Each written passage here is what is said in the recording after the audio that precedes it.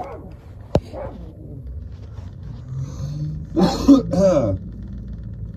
la, la, la, la, la, la. Oh, I hope this goes well. Nah, I'm only joking. You thought I had it on record by mistake, didn't you? No. So, today, I'd like to talk about... You ready? The Titanic. So the Titanic, something I always thought was amusing. At the end, Rose survives by floating on the door. We're recording? Yeah. So she survives by floating on a door. How many doors were on the Titanic? Probably quite a lot, weren't there?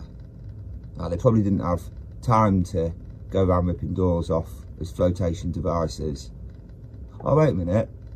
They had quite a few hours, didn't they?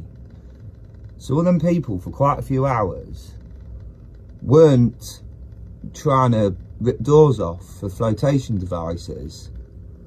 What? Why? Oh yeah, they didn't believe that they were sinking, did they?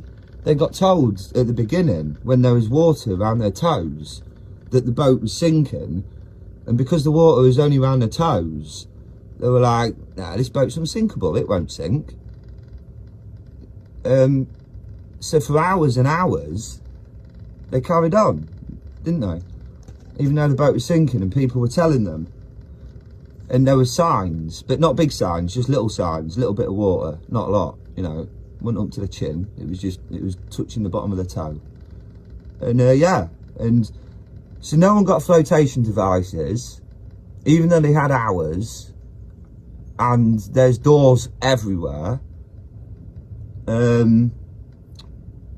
Strange, isn't it?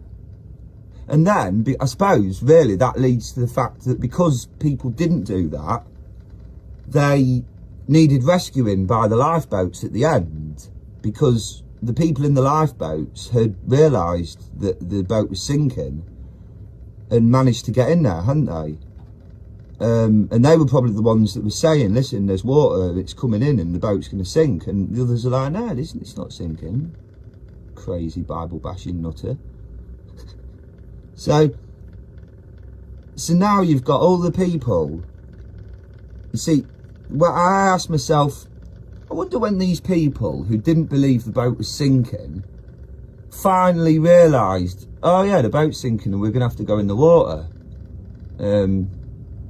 Maybe we should have spent time preparing the flotation device, listening to them other people who are now safe in the lifeboats, trying to rescue us. And I think, yeah, do you know what? I think the people at first, they didn't believe it was sinking, and then it came to a point when they did. And I believe the point when they believed it was sinking was the point when they hit the water, which was the point of no return.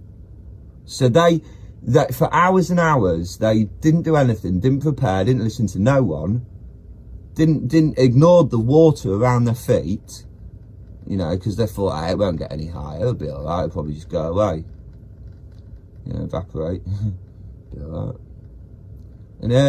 And now, and I think, yeah, the minute they hit that water and everything went cold, and they looked at all the safe people in the lifeboats and realised that their life was deteriorating second by second in that freezing cold water, I think they would have gone, yeah, I probably should have stopped eating when we were told about this and got some sort of flotation devices. And the reason I often think of this analogy is because I view myself as one of the people in the lifeboat that I wasn't on the Titanic. This is how I view myself. I was on the shore, and somehow I've known about it and seen it, and I've gone, right, I've got a special lifeboat.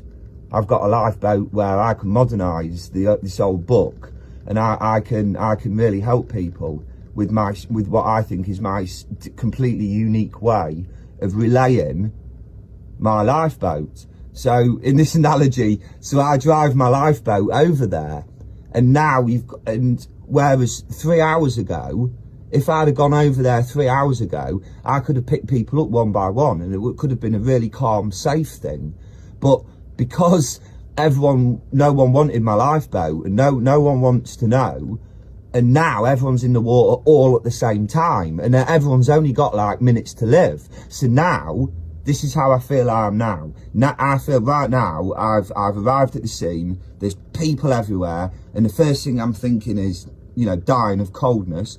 First thing I'm thinking is, why did no one ring me earlier? I've been trying to tell people, you know, and so now this is why when I get a lot of negative stuff, I'm like, no, that's just people from the shore going, leave it. No, don't leave them. And I'm like, no, I'm not going to leave them. I don't care if they didn't want me originally. I'm now here with my special lifeboat, and I'm picking people up, right? And there's nothing anyone else can do to stop me. Because by trying to stop my message getting out, you're not. I'm trying to save lives. And if you're trying to stop me from getting my message out, and I'm trying to save lives, what are you doing? Do you know, once there was a porn star on an interview on a young female, bless her, flesh everywhere, poor lass, no respect for herself, obviously, and she, I can't say that, can I? Can I say that? That's just my opinion. Please forgive me. I'm sorry. It's just the way it comes across from someone with a biblical point of view. Everyone should have respect for themselves. And this young lass, she was asked, does she believe in God? And if so, does she think what she's doing is right in his eyes? And of course, it's sexual immorality, so that's why I'm like, you know, obviously against it. And it's one of God's major rules. And again, it's one that you don't think it's good, but when you end up with no diseases and no complications in life, and you haven't got situations where people are having affairs and families are splitting up, when all that's gone, and you're like, oh yeah, it's probably life's a bit easier actually to have all the hassle. I can't remember what I was saying. I was ranting about something. What was I ranting about?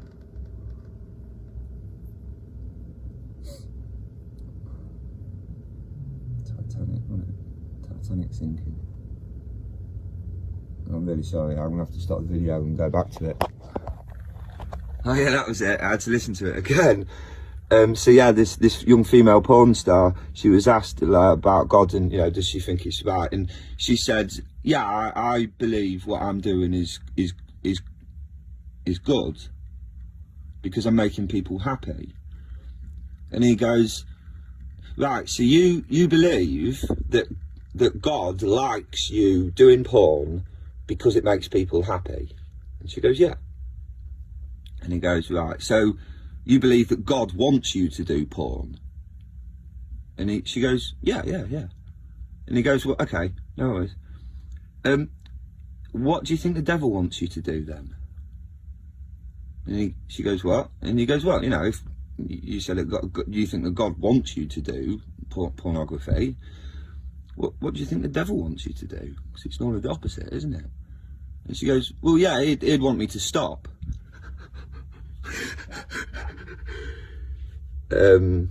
Welcome to Backwards World, Red Dwarf. Whatever you do, do not go for a poo. Crazy, isn't it? Backwards World. Do you know, Backwards World, if I walked into a business and I started slagging off Jehovah and Jesus on a business, you know, place where there's legal repercussions for saying certain things that you can't say. So if I walked into a business and I you know, in front of all their staff and everything, I started slagging off Jesus and Jehovah, there's nothing wrong with that in this world. No action would be taken. It's absolutely fine in this world. People would have a laugh, right? But get this, if I walked in there and started saying how nice they were, the boss of that company could get sued because you're promoting a religion against another one. And so the way that this world now works is, we can slag them off, it's fine, that's legal. But as soon as we say something nice about them, legally, that person could get sued, because you're not allowed to do that. And so you're not allowed to promote them, but we're allowed to slag them off. If that isn't the crap version of the nice red dwarf, I don't know what is. It's, without being all doom and gloom, this world is run by the wicked one. Okay, so every black and white thinking, ready? Everything's either good or bad. There's my black and white thinking, I'm starting to realise, fits this biblical thing really well. There's only good or bad. There's the German side, you know, World War II. Sorry, the Germans. Obviously, there's nothing with Germans. The World War II, you've either got on, you know, you've either got the bad side or the good side, the invading side or the side that doesn't want war. That's what I meant. My sister's married to a German fella called Marco, and he's a very nice guy, by the way. So we get on very well. When I'm not having an episode, he's very patient. Actually, he's a very, very nice guy, very patient. Yeah. But yeah, so unfortunately, this is the thing. I mean, in World War II, they had to do that, didn't they? Suddenly, we're at war, and everyone had to go, right, we've got to go to war and fight for our freedom. And unfortunately, this is the similar thing. We've got to fight for our freedom, but we're in a way, we're fortunate. We don't have to take up arms and go through absolute hell. And even if we survive it, end up with trauma for the rest of our lives. You know, these poor teenagers that grew up in World War II, they were just like us, you know, and they had to go and do some terrible things. And I don't think people can actually imagine what that is like. You know, when I was 15, 16, I didn't really have much of a clue. So to have two months of rigorous training and then be put on a front line against real men who you know, who know what they're doing, I wouldn't have stood a chance. And I bet there's a lot of people like that who went to war, teenagers in World War II, got called up, went there, and didn't have a chance. Just got slaughtered. We all know the tactics sometimes weren't the best, were they? Especially in World War One. Right, what do you do? Two fields of men opposite each other. What do you do? Well, it's easy. Charge them and hope for the best. Yeah. Oh, that didn't work. What should we do? Oh, let's do it again. That'll surprise them. Yeah.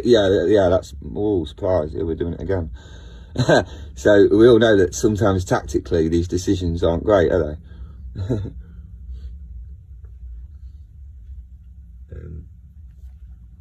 I've got some surprise for you in the next video.